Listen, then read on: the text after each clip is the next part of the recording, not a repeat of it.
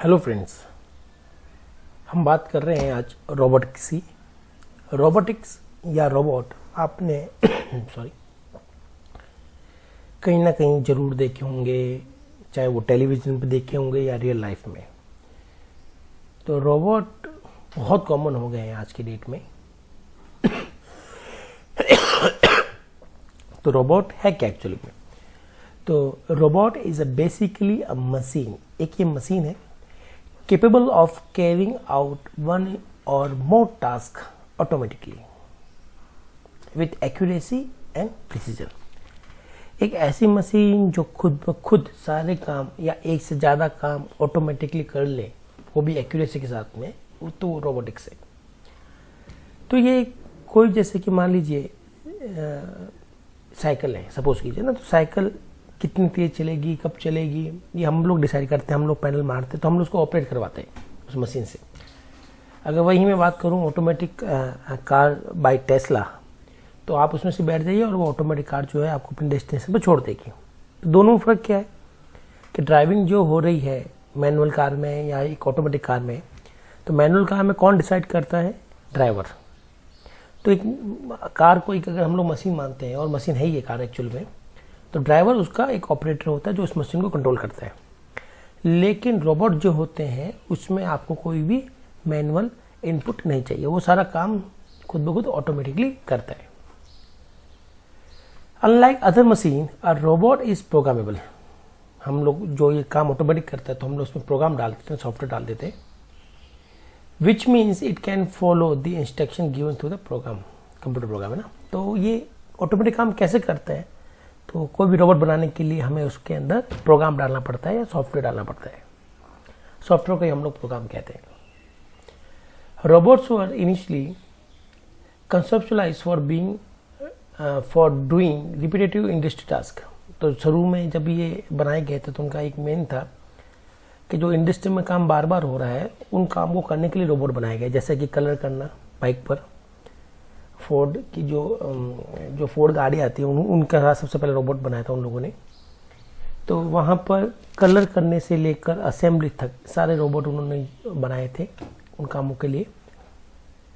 तो शुरुआत में ये इंडस्ट्री लेवल के लिए ही बने थे, लेकिन धीरे धीरे ये हमारी लाइफ के अंदर भी छोटे मोटे रोबोट काम आने लगे।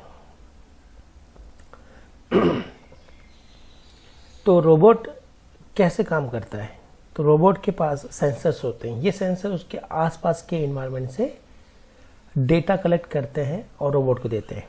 फिर रोबोट में जो प्रोग्राम या जो सॉफ्टवेयर है वो उसको एनालिसिस करता है और उसके अकॉर्डिंग वो बिहेव करता है।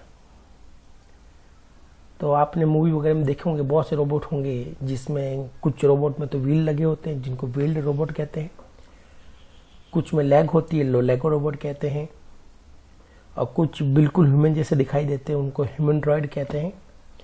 तो अलग अलग तरह के रोबोट्स अवेलेबल हैं। और ये जो रोबोट्स है हम लोग ना केवल इंडस्ट्री में काम ले रहे हैं बल्कि medical, biomedical, scientific research, military, इनमें काम लिए जा रहे हैं। तो रोबोटिक्स इज गुड वन, है ना, अच्छा है, बेस्ट है। अब हम बात करते हैं कुछ और कॉन्सेप्ट की। हम मूव करते हैं हमारे आज के अगले टॉपिक पर, जिसका नाम है बिग डेटा। नाम सुनते ही लगता है कि बहुत बड़ा डेटा, बिल्कुल सही। बहुत ज़्यादा जब डेटा होता है तो उसको हम लोग बिग डेटा ही कहते हैं। तो बहुत ज़्यादा डेटा किसका है और कहाँ से आता है इतना बड़ा डेटा, है ना। तो हम लोग क्या कर रहे हैं आज, पहले को ज़माना था जब इंटरनेट के यूज़र बहुत ही कम हुआ करते थे। आज तो बिलियंस मिलियंस में यूज़र है, यस। और जो सबसे ज़्यादा यूज़र है, पहले तो सिर्फ लैपटॉप और जिनके पास में होता था पीसी, वही लोग इंटरनेट चला पाते थे। अगर मैं आज से 10 साल पहले बात करूं, अब तो हर कोई चला पाता है, क्योंकि आजकल मेजॉरिटी जो है, जो इंटरनेट चलाने वाले लोग जो है वो स्मार्टफोन यूज़र है। तो आप जानते हो almost every person having smartphone in the world. तो इतने सारे यूजर जब फ़ोन चलाते हैं, इंटरनेट चलाते हैं, तो जाहिर सी बात है कि वहाँ पर डेटा कलेक्ट होता है। डेटा कैसे? सपोज कीजिए कि आपने फ़ोटो डाली है फेसबुक पर, है ना, तो फेसबुक उसको एक डेटा मानकर उसको स्टोर करता है। अब आप सोचिए आपकी कितनी फ़ोटो हैं जो आप कितने सालों से डाल रहे हो, हर फोटो पर कितने कमेंट है, उसको भी हमें स्टोर रखना पड़ता है। और आपके जैसे पता नहीं कितने यूज़र है पूरे वर्ल्ड में जिनकी बहुत सी फ़ोटो है, बहुत से कमेंट्स, उन पर जो लाइक्स है या डिसलाइक्स है, सारी इंफॉर्मेशन स्टोर करना एक बहुत बड़ा टास्क होता है। अगर मैं सिर्फ फेसबुक की बात नहीं कर रहा हूँ, मैं अगर बात कर रहा हूँ ट्विटर की, तो 1 मिनट में लाखों पोस्ट आते हैं, उस पर लाखों रिप्लाई आते हैं और वो वैसे के वैसे सेव्ड रहते हैं। ऐसा नहीं है कि टेम्परेरी के लिए आएंगे, वो आते हैं और सेव्ड रहते हैं। अगर मैं व्हाट्सएप की बात करूँ तो व्हाट्सएप पर 1 मिनट में करोड़ों चैट हो जाती है। ये सारे चैट फेसबुक व्हाट्सएप के सर्वर पर स्टोर रहती है।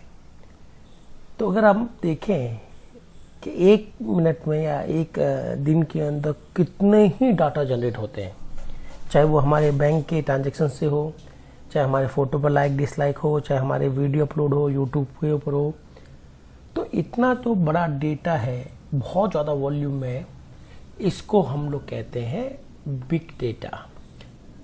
तो आप देख रहे हैं जितने ज़्यादा इंटरनेट यूजर बढ़ रहे हैं, तो this result in a generation of data sets, ठीक है, enormous volume and complexity called big data.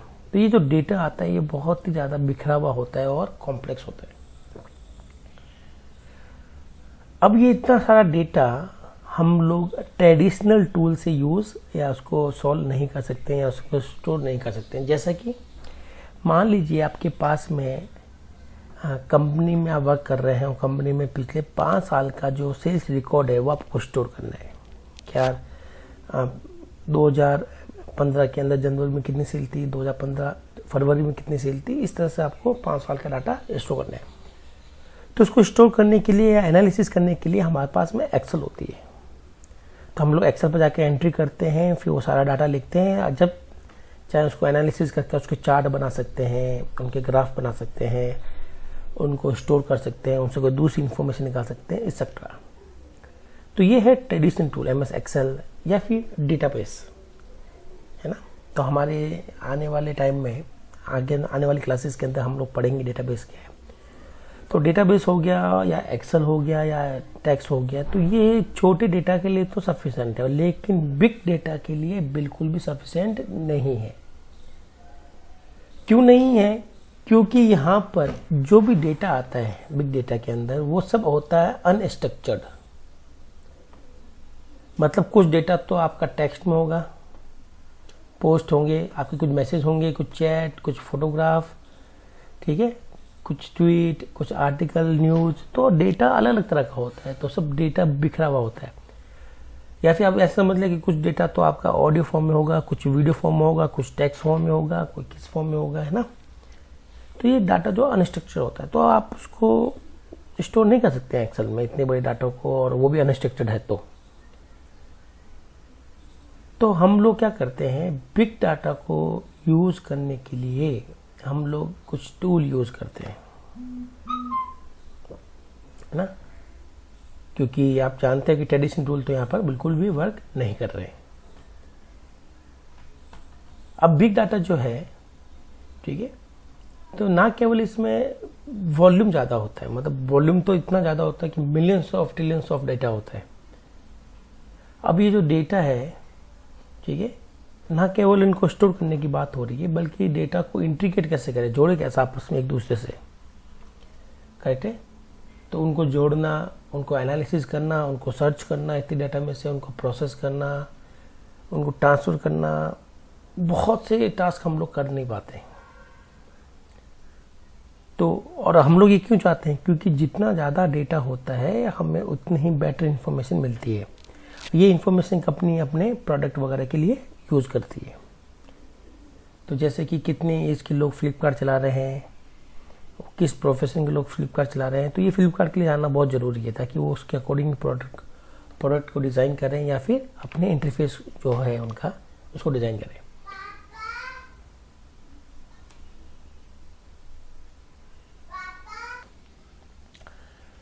तो बिग डाटा के लिए कुछ टूल अवेलेबल होते हैं। ये जो टूल्स हैं ये हमें डाटा को जोड़ने के लिए, इंटीग्रेट करने के लिए, एनालिसिस करने के लिए, ताकि इससे हम लोग को इन्फॉर्मेशन जनरेट कर से निकाल सके। तो मैं आपको बता देता हूँ हडूप नाम क्या है। हडूप नाम के एक सॉफ्टवेयर आता है, ठीक है, ये सबसे बेस्ट एग्जांपल है बिग डाटा एनालिसिस करने का टूल है ये,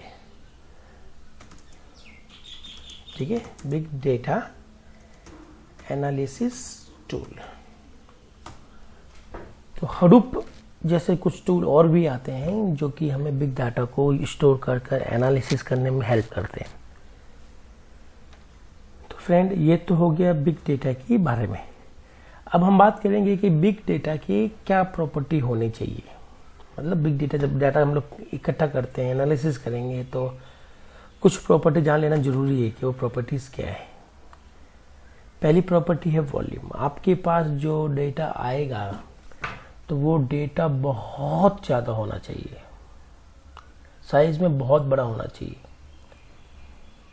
ठीक है, तो वो बिग डेटा होगा। अगर छोटा डेटा है तो वो बिग डेटा नहीं होगा। जैसे मान लो आपके नाम है ना, या फिर आपकी फैमिली मेंबर के नाम जो होंगे वो टोटल मिला लें हम लोग, तो भी वो बिग डेटा नहीं कहलाता। आप समझ गए होंगे कि बिग डेटा का मतलब बहुत ज़्यादा डेटा होता है। फिर हमें ये देखना होता है वेलोसिटी। वेलोसिटी का मतलब होता है रेट। रेट किसकी? जहां डेटा जो है हमारा कितना जनरेट हो रहा है या स्टोर हो रहा है, उसकी जो रेट है उसको हम लोग बोलते हैं वेलोसिटी। तो बिग डाटा के अंदर वेलोसिटी जो है बहुत ही हायर होनी चाहिए, इतनी हायर कि हमें बहुत से ज़्यादा डेटा मिल जाए और हम उसको बेटर से एनालिसिस कर सकें। हम बात कर रहे हैं वैरायटी की। तो वैरायटी मतलब हमारे पास जो बिग डाटा में जो डेटा होता है वो स्ट्रक्चर भी हो सकता है, सेमी स्ट्रक्चर या अनस्ट्रक्चर्ड भी हो सकता है, और मिक्स ऑफ डेटा भी हो सकता है। ऐसा नहीं है कि बिग डेटा में सारा जो डेटा होगा वो सब टेक्स्ट होगा या ऑडियो या होगा वीडियो, इनका मिक्सर भी हो सकता है। तो यही हमारा बिग डेटा की और कुछ और भी प्रॉपर्टी है। मैं आपको और भी प्रॉपर्टी बता देता हूँ। अब जो प्रॉपर्टी आएगी, हमने 3 पढ़ी है, अब आएगी वेलोसिटी। तो वेलोसिटी का मतलब होता क्या है? वेलोसिटी का मतलब है कि आपकी जो डेटा कलेक्ट हो रहे हैं किसी भी मीडियम से, चाहे आप इंटरनेट से ले रहे हो या कहीं से भी, जो बिग डेटा बनता है, जहाँ डेटा कलेक्शंस होते हैं, तो उसमें कुछ फॉल्टी डेटा भी आ जाते हैं जिसको नॉइस हम लोग कहते हैं। तो अगर वो नॉइस वाले या फॉल्टी डेटा अवेलेबल है जिसका कोई सेंस नहीं बनता या फिर जो हमारे रिलेवेंट फील्ड के नहीं है, तो वो जो फॉल्टी मैसेज है, यानी सॉरी जो फॉल्टी डाटा है, जो इनकरेक्ट डेटा है, वो हमारे रिजल्ट को बिगाड़ सकता है। तो जब भी हम लोग बिग डाटा को कलेक्ट करते हैं तो हमारा एक स्टेप ये भी रहता है कि हम लोग वो जो फॉल्टी डेटा आ गया है बिग डेटा के अंदर उसको रिमूव करें, फिर इसको प्रोसेस करें। क्योंकि अगर हमने बिना फॉल्टी या फिर बिना इनकरेक्ट डेटा को हटाए काम करेंगे तो हमें जो रिजल्ट मिलेंगे, जो इन्फॉर्मेशन मिलेगी, वो गलत मिलेगी। फिर हम बात करते हैं वैल्यू। वैल्यू का मतलब है कि जब बिग डेटा को हम लोग प्रोसेस कर लेते हैं तो उसके बाद हम लोग इसे पैटर्न निकालते हैं, इन्फॉर्मेशन निकालते हैं, चाहे वो चार्ट के फॉर्म में हो, चाहे वो किसी फिगर की फॉर्म में हो, तो वो हमारे लिए वैल्यू है। और उस वैल्यू से हम लोग फिर इंफॉर्मेशन को ग्रैब करते हैं, और ये जो इंफॉर्मेशन है उसको हम लोग यूज़ करते हैं अपने बिजनेस के लिए या फिर यानी अदर पर्पस के लिए। तो ये था हमारे पास बिग डेटा का पूरा कॉन्सेप्ट।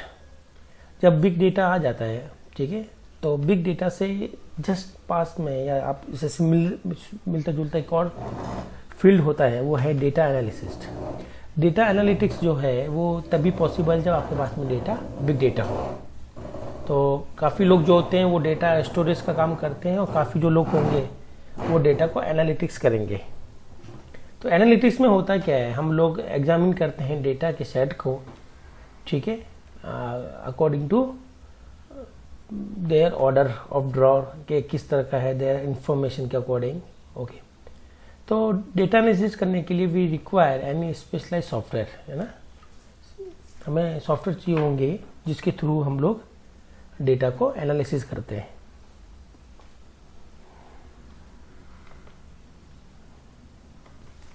तो ये जो डेटा एनालिसिस टूल है वो हम लोग ऑर्गेनाइजेशन के अंदर यूज़ करते हैं ताकि हमारे पास जो भी डेटा हो उससे एक मीनिंगफुल इंफॉर्मेशन निकले जो हमारे बिजनेस डिसीजन के लिए यूज़फुल हो। तो इस फील्ड को या डेटा एनालिसिस को हम लोग साइंस और टेक्नोलॉजी में भी यूज़ करते हैं, रिसर्च में भी यूज़ करते हैं, और काफ़ी सारे जो साइंटिफिक मॉडल है या थ्योरीज या हाइपोथेसिस है उसको भी एनालिसिस करने के लिए यूज़ करते हैं। तो हमारे सिलेबस में एक चैप्टर है जिसका नाम है पांडास। ये जो पांडास लाइब्रेरी है, ठीक है, ये इनको यूज़ करने के लिए हमें चाहिए होगी पाइथन। सॉरी। तो इसको हम लोग यूज़ करते हुए सिंपलर छोटे डाटा को एनालिसिस करके देखेंगे आने वाले चैप्टर के अंदर। तो फ्रेंड्स, ये था हमारे पास आज 3 कॉन्सेप्ट, रोबोटिक्स, बिग डेटा और डेटा एनालिटिक्स। अब नेक्स्ट क्लास में हम लोग कुछ और पढ़ेंगे, नया टॉपिक। होपफुली आपको ये समझ में आया होगा। अगर आपको फिर भी कोई डाउट है तो आप मुझे इसके रिगार्डिंग व्हाट्सअप कर सकते हैं। Till then, thank you, bye.